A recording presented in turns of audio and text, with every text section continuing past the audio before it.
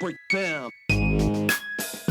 What we want to do is start with the feet hip distance apart and the toes angled slightly out, just a few degrees. The back stays straight and almost parallel to the floor.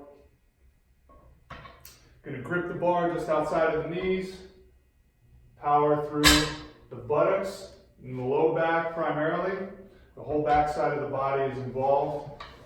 Breathe. Slowly up and slowly down. We want the hands at about shoulder width distance. You want the ankles, the hips, the shoulders, all the way to the top of the head to be in a very straight line.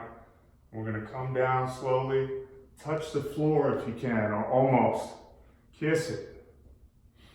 And breathe.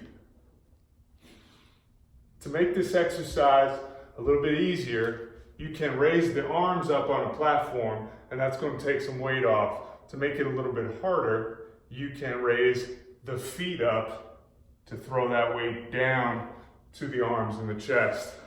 So we want to come almost down to full extension, but you don't want to hang like a monkey. This is not what you want to do on the pull-up bar. Slight contraction of the muscles. Come to the top. Breathe. If you're bringing your abs out, your feet out to the front a bit, that's going to work the abs as well. Now, if the body weight is too difficult, what we can do is add a chair.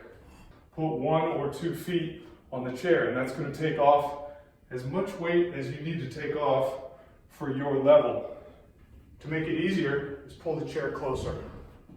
So if you get it right under you, you can make it really easy.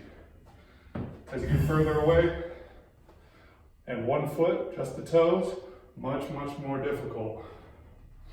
Feet about hip distance. The closer you put the feet, the more emphasis is on the outer part of the quad. The wider you put the feet, the more emphasis is on the inner side. The higher you put the feet, the more emphasis is on the butt and on the hamstrings. And the lower you put the feet, the more emphasis is on the quads.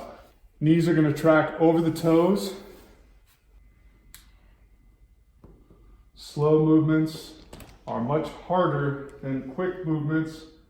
Therefore, we do more work with less weight, which is safer because of the lighter weight and because of the slower movement.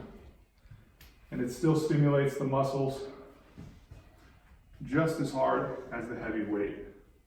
Seated upright, full range of motion, extend to the sky, almost to lock out, but we don't want to lock out and hold like this, because then we're just on a bone-on-bone tower. That doesn't do us any good. So almost slightly bent, coming back down. Feel the muscles contract as we move. For bent over row, the starting position is the same as the bottom position of a deadlift. In this instance, we're doing single arm, so half my body is supported. But my back is flat, shoulder is back. What we don't want to do with this weight, show you bad form first, is drop the shoulder or twist as we're coming up. That would be incorrect. What we want to do is keep the shoulder in the socket, real strict and controlled. Pull it up, squeeze for a second, breathe.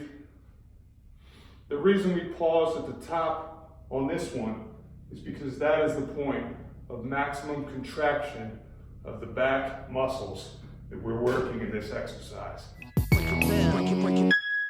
Break down.